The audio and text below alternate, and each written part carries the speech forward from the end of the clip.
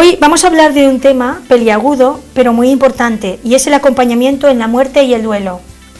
Si bien es cierto que en algunas áreas de nuestra vida como seres humanos hemos tomado conciencia, cuando de la muerte se trata seguimos anclados en este miedo, quizás ancestral, que nos impide todavía en muchas ocasiones poder verbalizarla, expresarla e incluso explorarla, o hasta vivirla como el final natural de un proceso que constituye nuestra propia vida, o la vida de los seres que nos rodean. Casi toda nuestra literatura confiere un tratamiento trágico a la muerte, o cuanto menos dramático. La muerte significa final, desaparición, y por ello es asimilarla a una pesadilla, y es sinónimo de sufrimiento.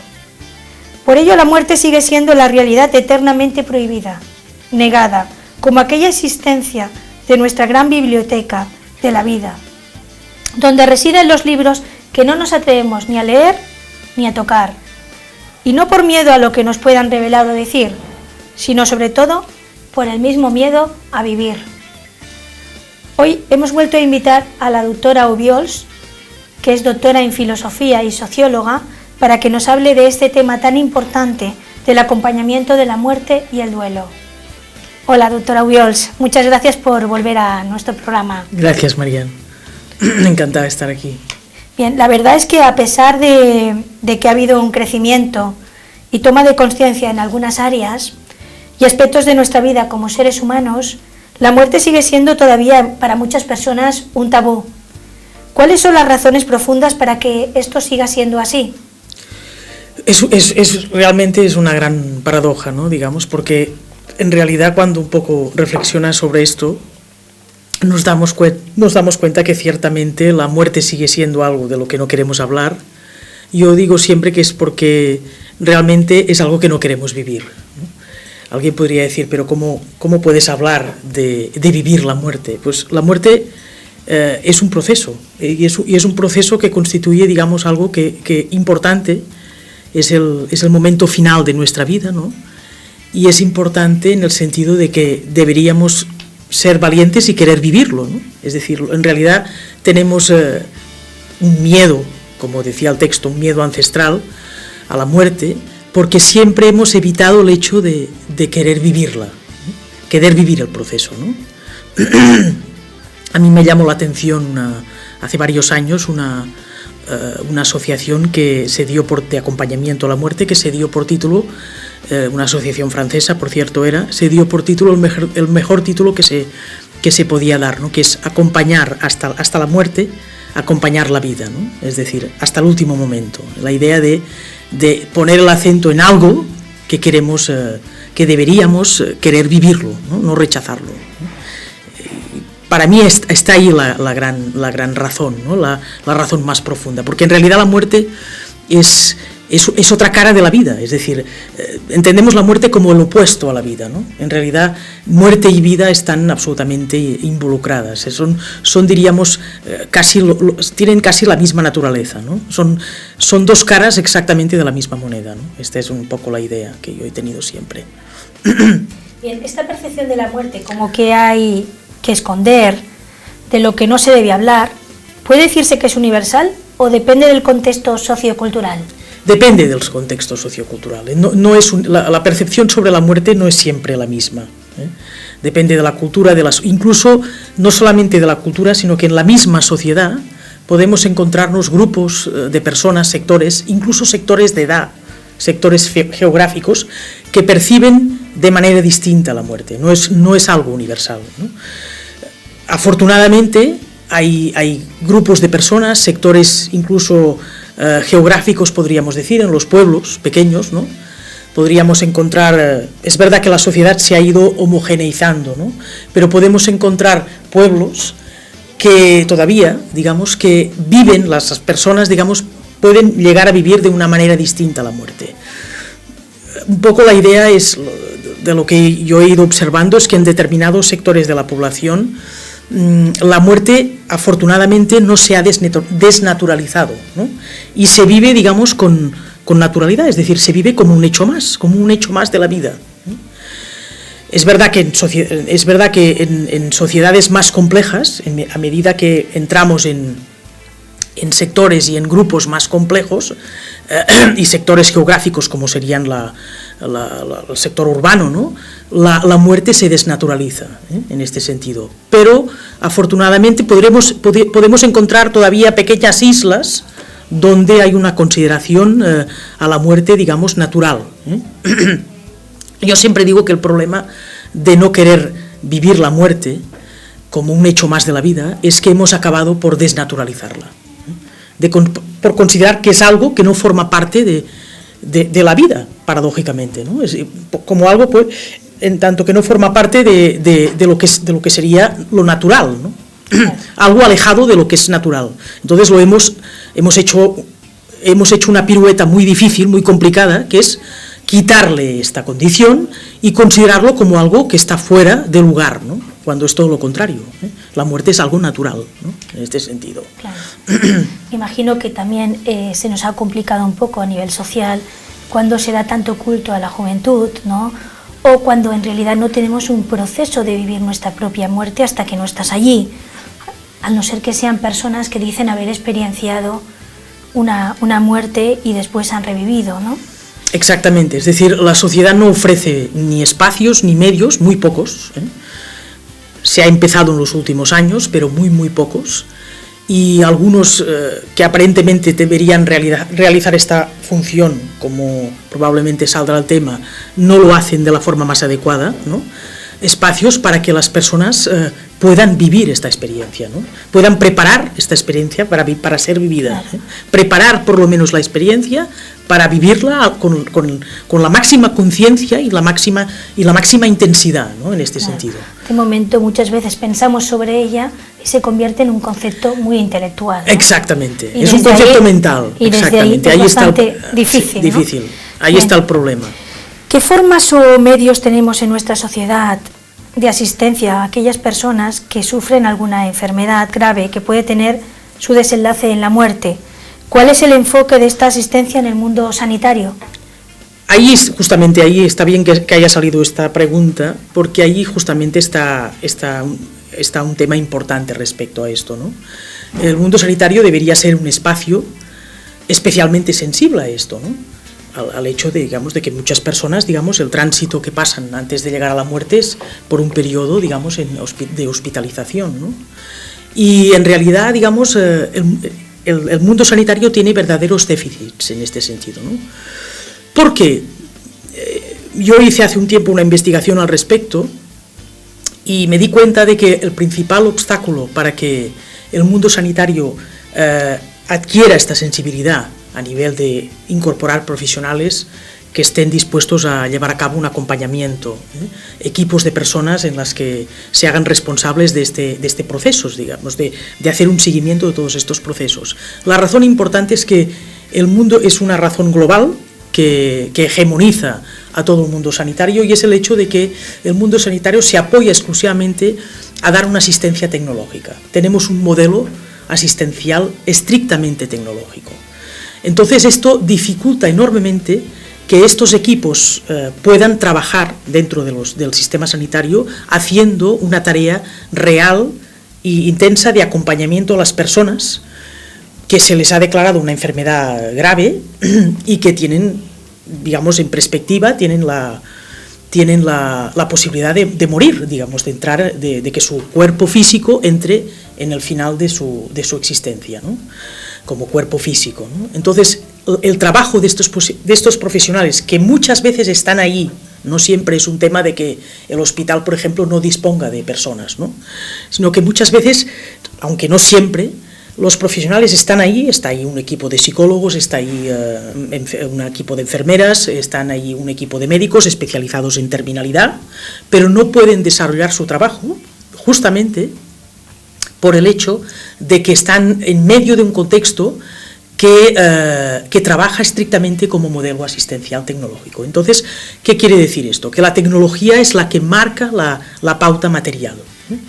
Entonces, el hecho de que la tecnología hegemonice todo el sistema y que la dirección que toma esta tecnología simplemente es seguir una pauta material de conservación de la vida a coste de lo que sea, esto es lo que dificulta el trabajo de estos profesionales.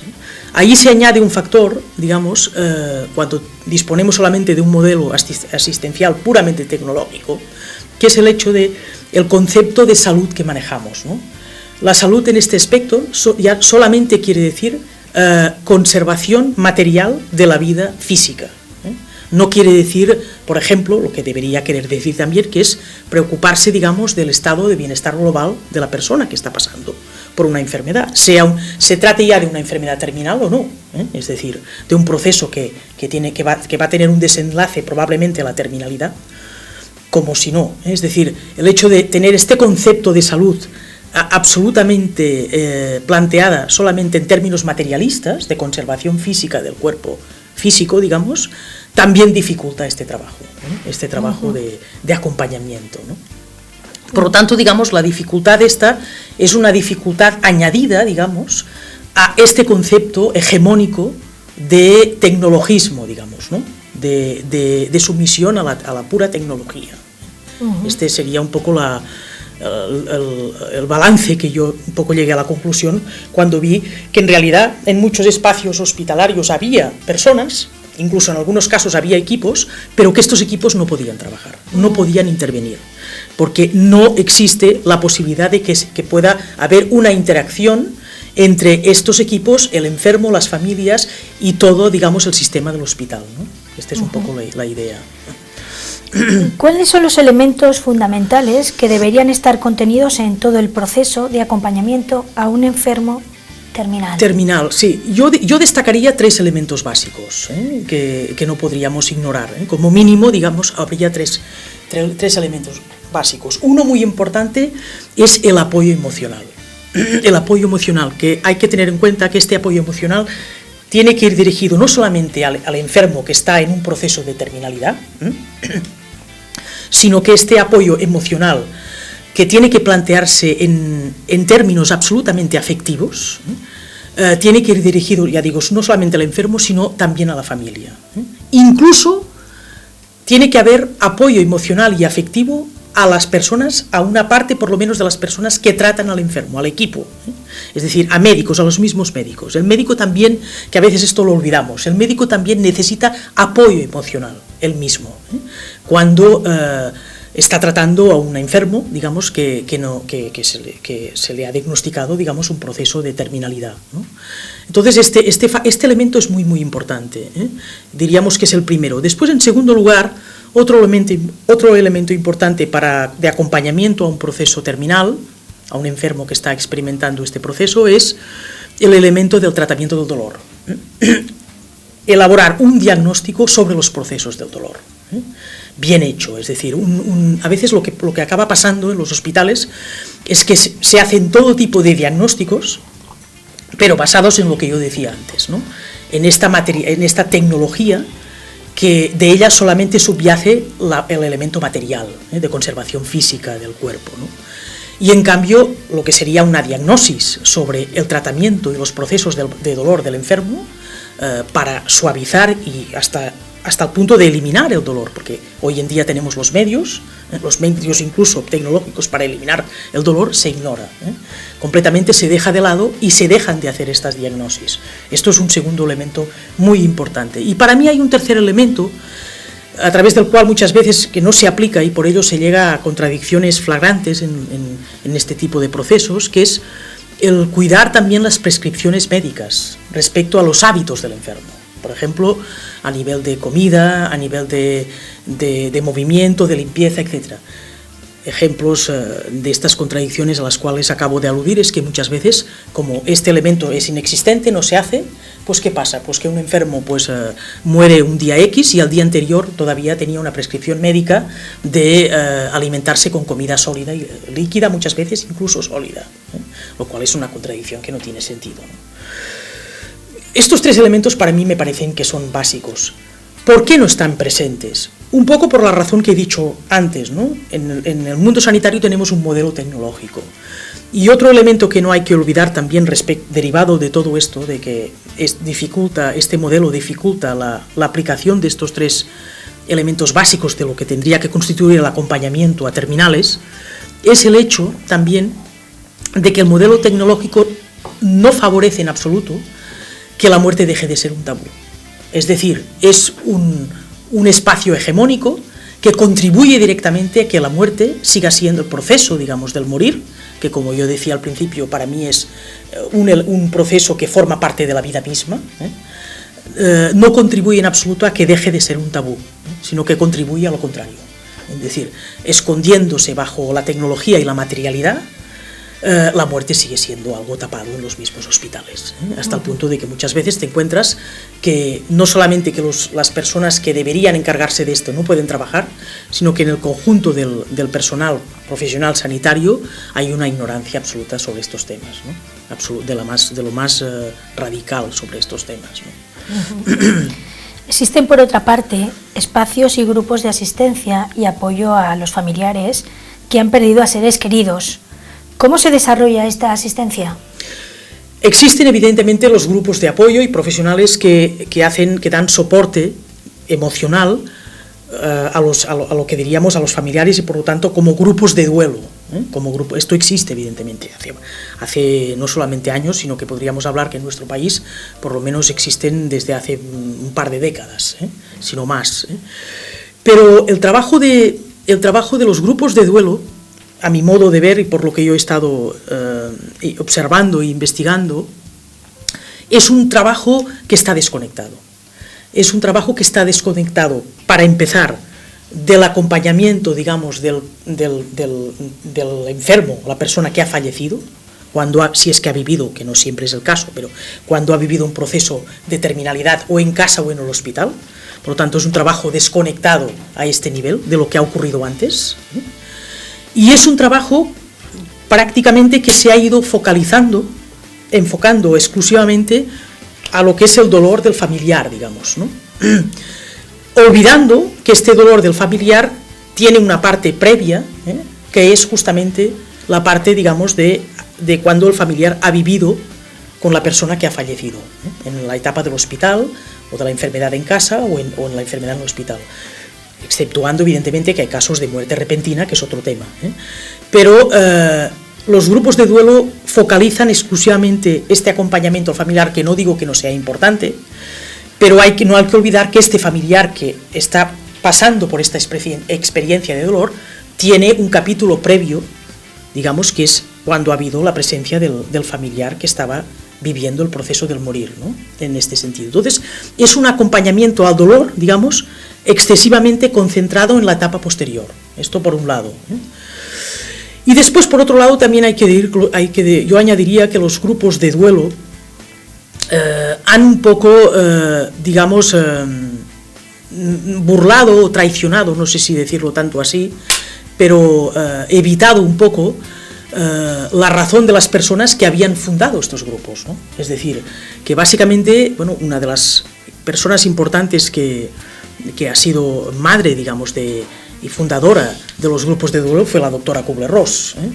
Entonces, aparte de que en este primer punto la escuela de Kubler-Ross tenía muy claro que el acompañamiento al duelo no podía ser desligado del acompañamiento al familiar en la época de terminales, es decir, es algo que no se puede dividir. Aparte de esto, también la doctora Kubler-Ross hizo una investigación importante de lo que ocurre no solamente en el proceso de muerte, sino lo que ocurre después de la post-muerte clínica, se ha llamado, ¿no? Entonces, de esta pervivencia del ser a nivel científico después de la muerte.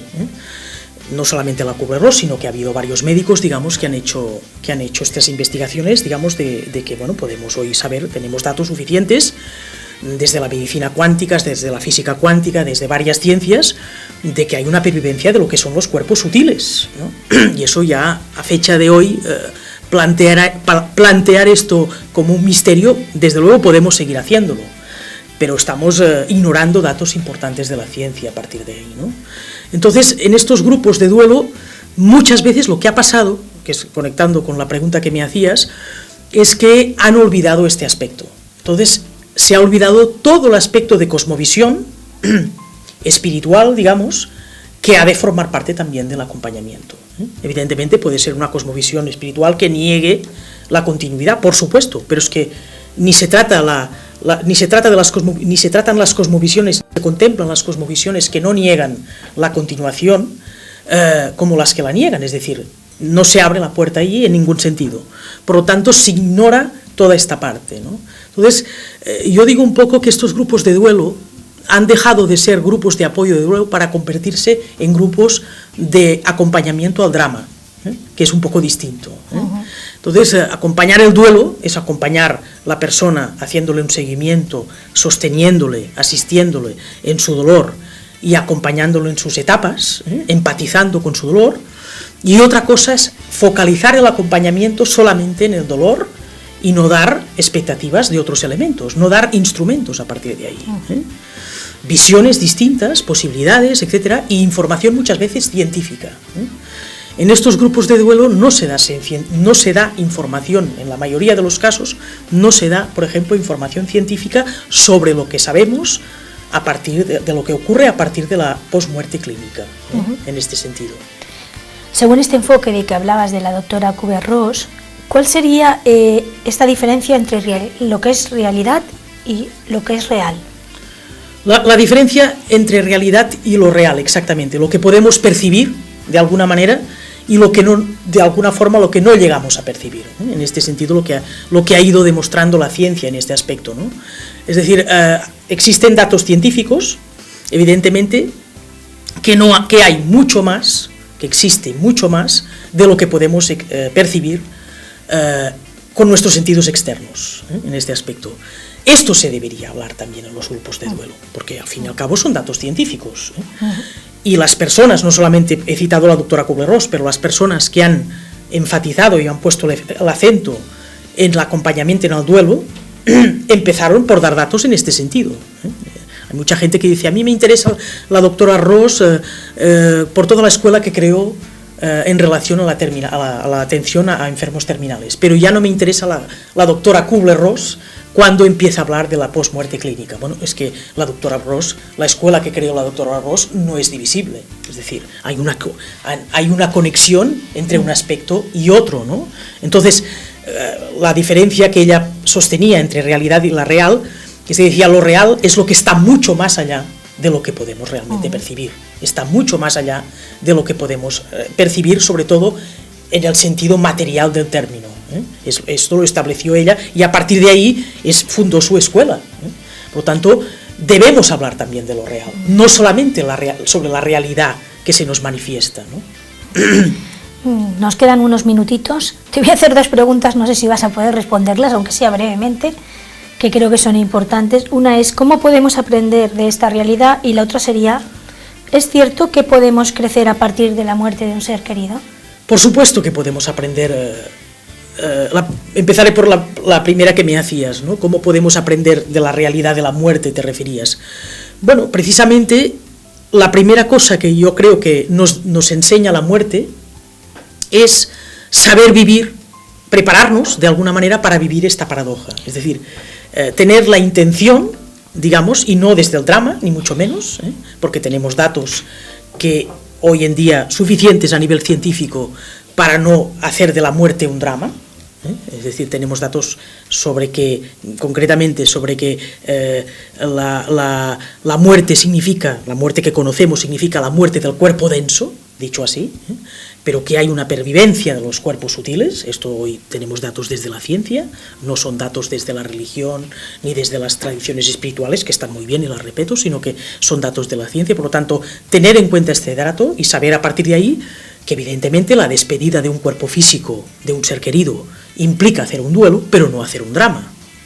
Que sería la diferencia en este sentido, ¿no? Y entonces lo que podemos, yo creo, aprender justamente es a prepararnos para vivir la experiencia.